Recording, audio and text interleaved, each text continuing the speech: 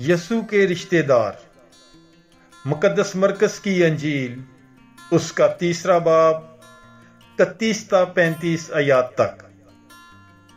तब उसकी माँ और उसके भाई आए और बाहर खड़े होकर उसे बुलवा भेजा, और भीड़ उसके आसपास बैठी थी, और वो कहने लगे, देख तेरी माँ और तेरे भाई और तेरी बहनें बाहर तुझे पूछते हैं। उसने उनके जवाब में कहा कि कौन है मेरी माँ और मेरे भाई?